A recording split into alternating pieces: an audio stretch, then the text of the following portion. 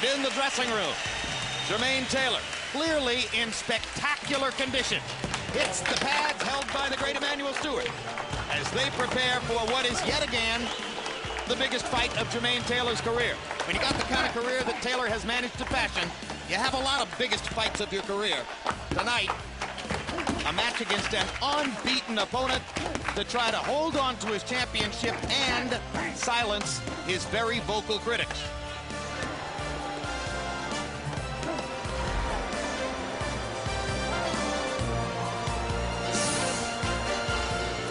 Both Taylor and Stewart have been assertive in recent weeks, saying Pavlik is overrated, Pavlik isn't in our league, Pavlik is definitely not what people think he is. Fairly unusual for Emanuel Stewart to be blowing that much smoke. CompuBox numbers in the third round: Berto 46 out of 83, Estrada 43 out of 98. Most of them were power shots. It was one of the best rounds of the year. Harold, how do you have it so far? It was an incredible round, Jim. 2 rounds to 1, 29-28. Andre Berto. Jim, I tell you something, I thought David Estrada stunned him in the first round with a left hook early. Andre Berto fought back well, but Estrada won the first round when he stunned Berto. 2 and 3, I thought that Andre Berto won. He outpunched him. But I got to tell you something, Andre Berto's great when he gets off first. When you put pressure on him and you get off against him, he doesn't punch back, he covers up. And that's when Estrada's effective. 2-1, Berto. And a mark of urgency. There's the swelling on the outside of Andre Berto's right eye, which is beginning to creep into the orbit and may ultimately affect his vision. And, you know, where he got that from was a left hook by Estrada. Anytime I see Berto dancing around, he has to keep that right hand up because Estrada's one of his best punches is that left hook, and he's looking to land it. He's a devoted left hooker. And, of course, that swelling outside the eye could well come from the punch that both Larry and Harold have referenced, the left hook that Estrada landed in the first minute of round number 1. It would have been impossible, it seems, for the two fighters to come out and fight the 4th round at the same pace at which they fought the 3rd. I don't care how well conditioned you are. That was blistering stuff. Berto's putting up a reasonable facsimile right now. And doing a very good job, Jim, of going to the body when Estrada covers up. Something you always look for in a young fighter.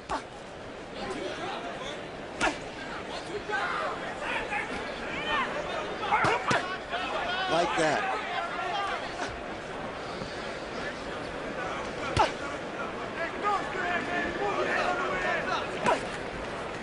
That's one of the things that sets Cotto apart, is his will to invest in body shots throughout the fight.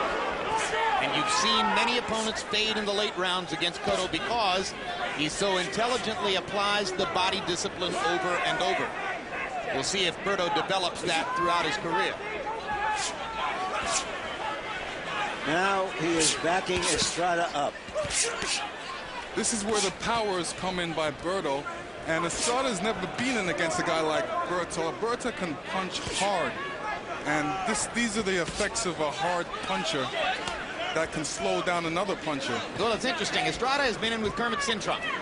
And Kermit Cintron, trained by Emanuel Stewart, is regarded as a right-hand bomber with a big punch. He knocked out Walter Matisse earlier this summer with a spectacular knockout here in Atlantic City. But Estrada said, well, Cintron wasn't the hardest puncher I've faced, not by any means. That was a guy named Randall Velardes, whom I fought in Miami a couple of years ago. He was a much bigger hitter, or Armando Velardes. He was a much bigger hitter than Cintron in my view. That was an odd thing to say. Don't wait for him to come there. Inside, keep it. All right, he's trying to wait. He's going back and hit some bullshit. Drag look, all right?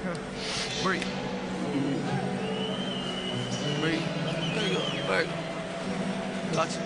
And then move. Don't wait for him to come back. That's the only time you can do something when you're inside laid up on this dude. Yeah, put it right there and don't move it. Keep it tight there. All right? Don't pull that and see what's going on. Nothing. Let's go, baby.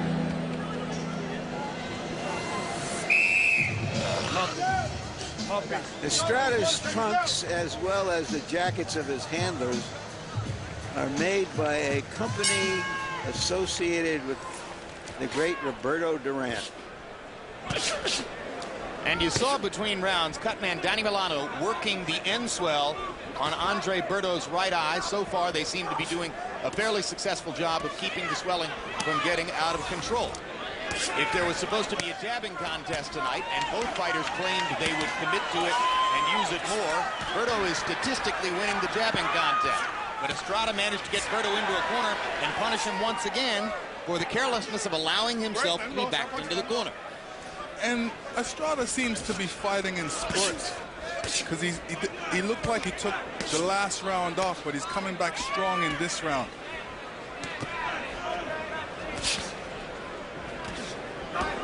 Fifth round of a scheduled 12. I think he sensed, Lennox, that things were slipping away and he had to come back and make a statement if he was going to stay in this fight, and that's what he's trying right now.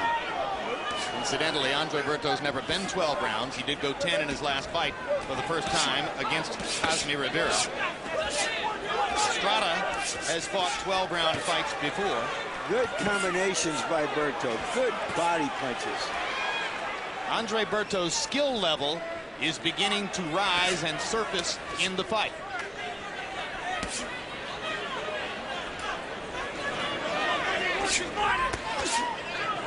Both fighters are finding little moments here and there to get a breather in the fifth. The third round still stands out with such blistering action.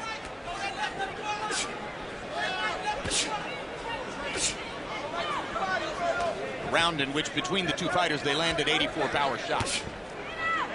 And most of them very committed, hard punches thrown with conviction.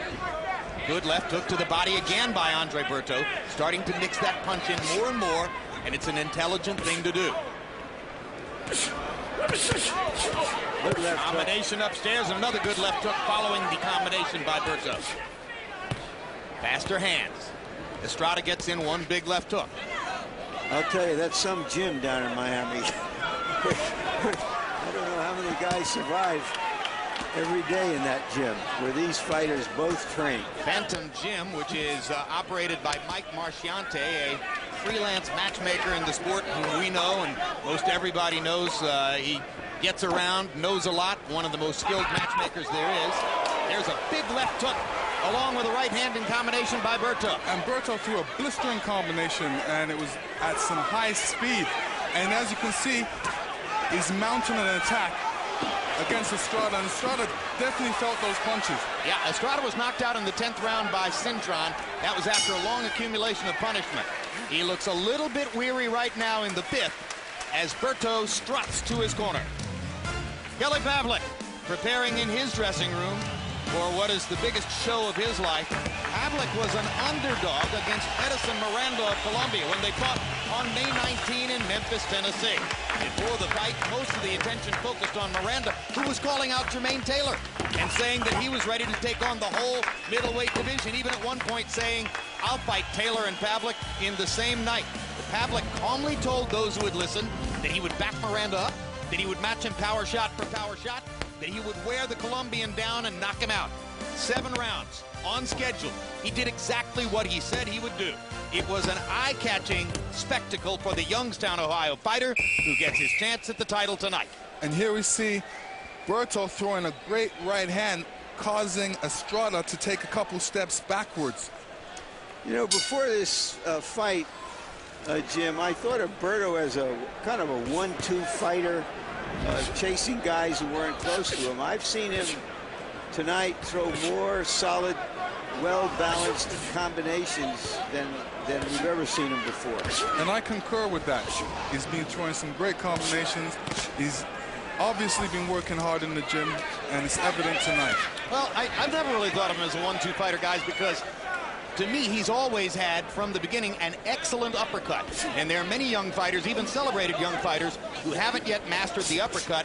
Andre Berto has had it since his amateur days. Well, inside he would throw it. That is true. Good jab by Estrada there. They've been few and far between for him. Berto seemed a little surprised that Estrada stuck a jab in his face. And you know, Estrada said he's going to throw a lot of jabs in this fight, but I don't see too many jabs by him. I see more left hooks than jabs. Well, You know, so many fighters, 24, 25 fights into their career, get a big opportunity and say to themselves, I'm going to do something different. It's much easier to say it and even to work on it in the gym than to actually go into the ring and do it. Right, Lennox? Yeah. Yes. Estrada just waving himself in. He's pushing his body forward, trying to get Berto against the ropes. What Berto should be doing is taking a step back and then a step to the side. Let him come forward and let him go past him and counterpunch him. But Berto's defense has begun to leak just a little bit in this round. He got hit by a hard right-hand body shot moments ago, and that followed an eye-catching right upstairs for Estrada. This would be more dangerous for Berto, except that Estrada's punches don't seem to have the same steam and quickness that they had in the first couple of rounds. And he hasn't gone to the body the way Berto does. Combination punching again for Berto. Matching lefts and rights. Bouncing on his feet, showing energy. And Berto has to be careful. Once he's throwing those combinations, he can't stop and relax and put his hands down because there's always that threat of a left hook by Estrada. Well, that's how he got nailed in his last fight, and maybe he's learned his lesson. Berto was a candidate to make the United States Olympic team in the year 2004. He was involved in a controversy at the Olympic trials regarding a charge of roughhousing in his fight. At first disqualified, appealed, momentarily allowed back into the trials. Then ultimately the disqualification was reviewed and upheld. Banish Martirosyan, now an unbeaten young prospect in Southern California, wound up going to the Olympics in that weight class. Berto wound up then going to Haiti because of a technicality in the Haitian Olympic team eligibility rules. He was allowed to represent Haiti in the Olympic Games. Lost a very close decision in his first fight in Athens, but had that Olympic experience. He wasn't on the Haitian boxing team. He was the Haitian boxing team. The only Haitian to be on that team. All right, David, look. Don't wait for him to get tired, all right? He's in shape like you, so you gotta keep working that body. Now, don't take two jabs in the right hand. Just keep moving that head. I don't want you to see station with your hands up, you understand me? You gotta keep moving that head. As soon as you go down to that body, he drops his right hand, throw the left hook. All right, man. Looks good. Breathe. I'm good. Breathe. That left is starting to come. I know. But I need you to chop and step around and give me 1 minute again. You feel your back on the rope spin out. Got you.